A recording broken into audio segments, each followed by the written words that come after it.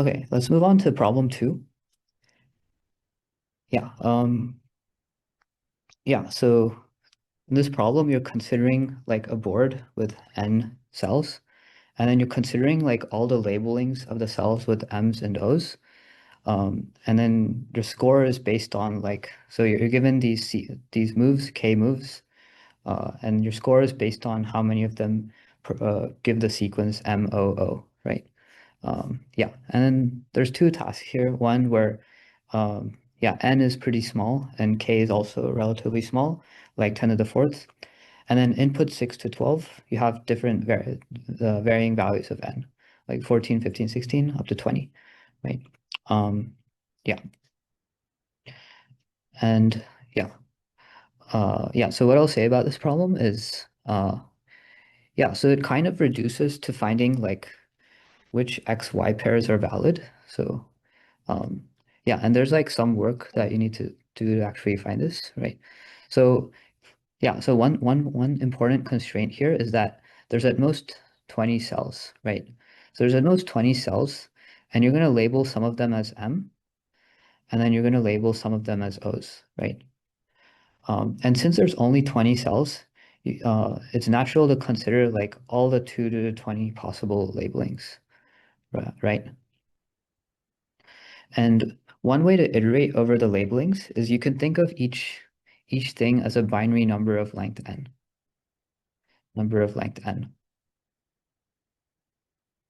Right?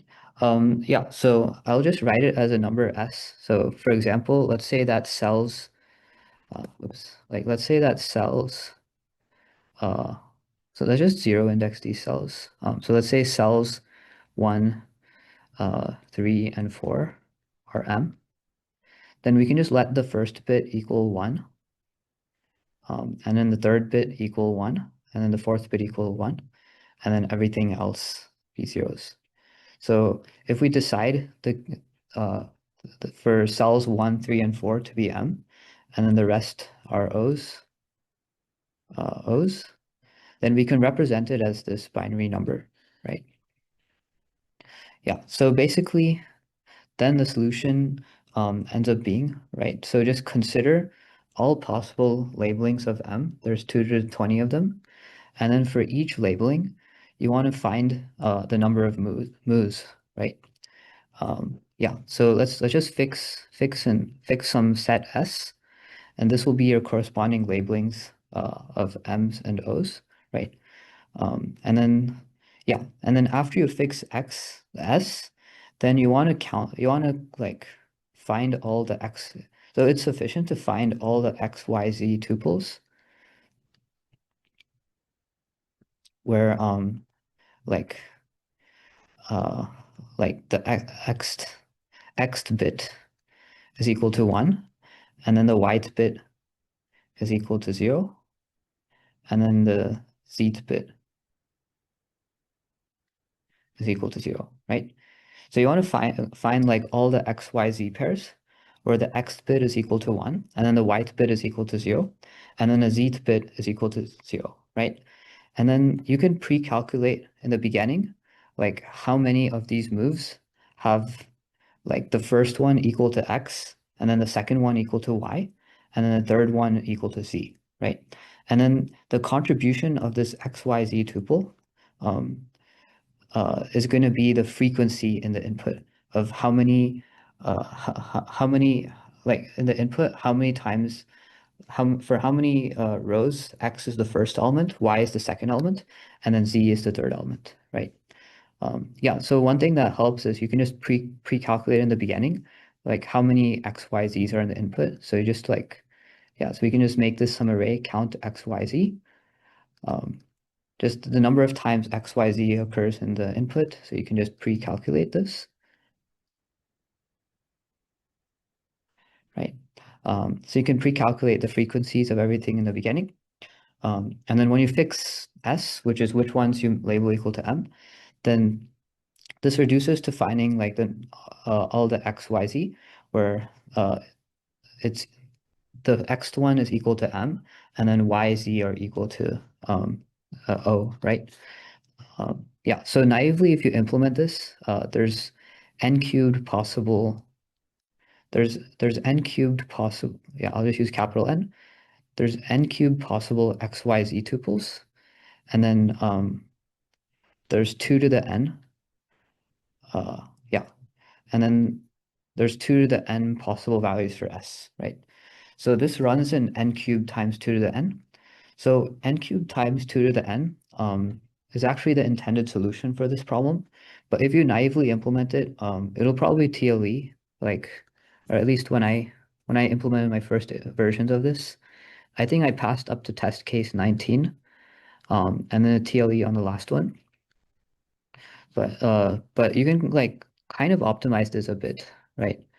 Uh, yeah, so I'll talk about a couple of optimizations you can make. Let me just summarize what we did so far, right? So we're just iterating over, or we're doing casework over which ones are equal to M and which ones are equal to O. And then we're iterating over all the tuples, X, Y, Z. And then we're making sure that the X bit is 1, and then the Y bit is 0, and then the Z bit is 0. And then for each X, Y, Z tuple, we're adding the frequency of X, Y, Z in the input, right? So a couple of optimizations we can make is, let's look at here, right? So the order of these two things actually doesn't matter, right? So you can just replace it so that instead of 5, 3, 2, it's 5, 2, 3. So we can assume for every X, Y, Z pair, Y is less than Z, right? So this by itself should speed up our solution by, yeah, like a factor of 2. If we just only iterate over X, Y, Z, where Y is less than Z, right? And then another optimization we can make is when you're looping through X, Y, Z, you don't need a loop until N for all of X and all of Y and all of Z.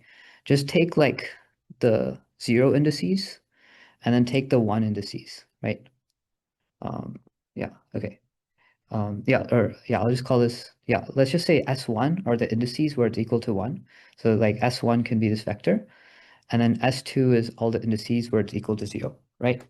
So for a fixed S, the number of things you're actually going to iterate over is, so X is going to be part of S1. So it's going to be size of S1, and then Y and Z are going to be in S2. And then we also assume Y is less than Z. So it's going to be N minus S1. So it's just size of S0. Yeah, I think this was S0. Sorry, it's a bit messy.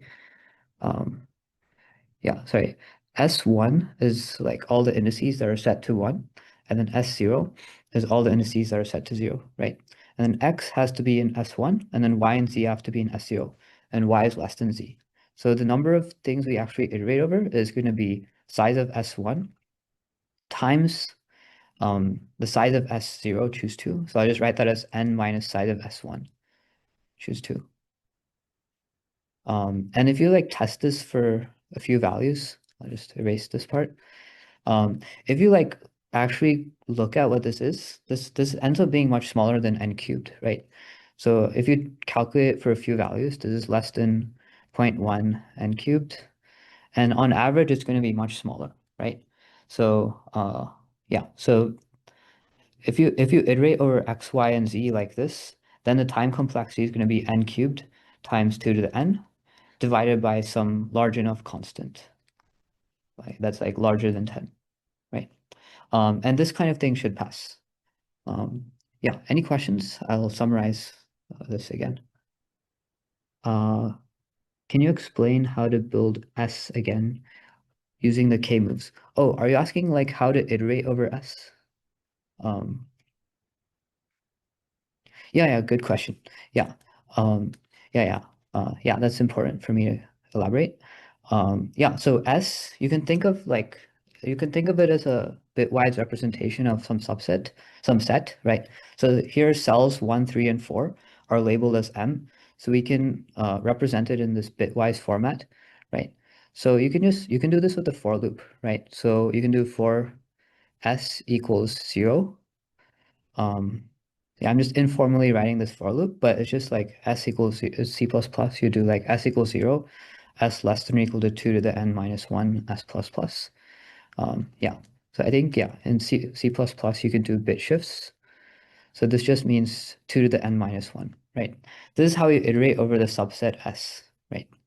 So you can just do a for loop, and then basically you can extract S0 is like indices with 0 bit equal to 0, and then S1 is the indices with bit equal to 1.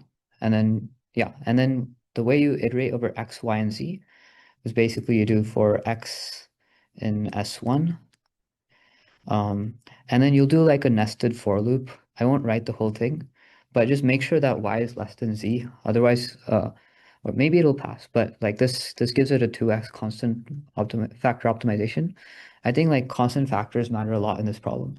But basically for all pairs y and z in S0, then yeah, add uh like the count of x, y, z to the answer.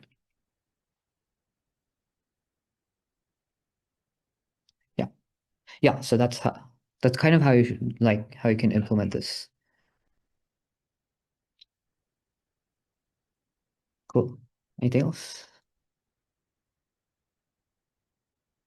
Yeah, and I kind of argued that this ends up being like n cubed times 2 to the n divided by some fairly big constant.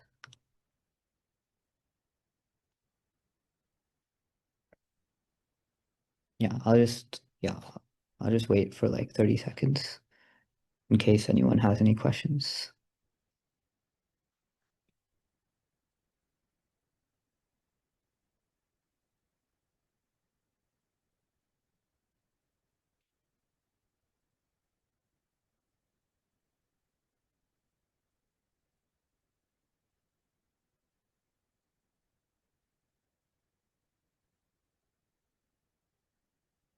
Yeah, so this is a screenshot of when I took the contest. I didn't constant optimize my thing this much, so it barely passed. It's like 1944 milliseconds. But yeah, I think if you implement this version, it should be much faster. Yeah, I think mine was like a factor of two too slow when I implemented it.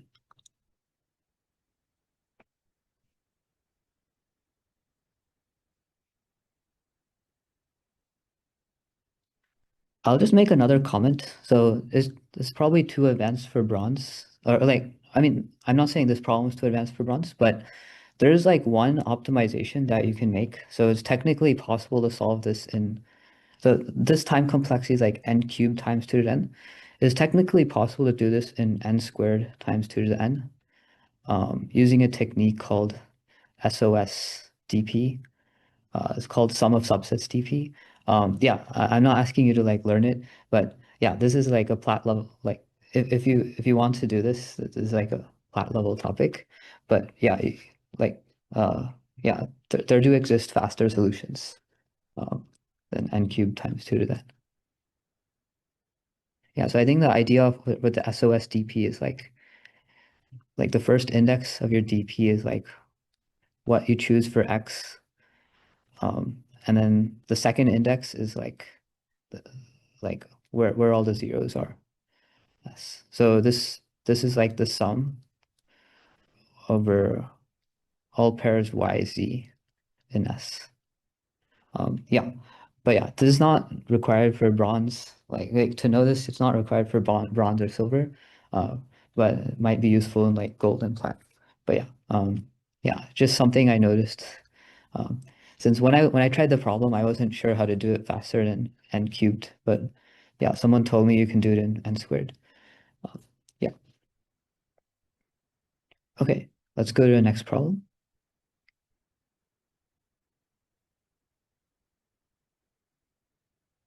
Yeah.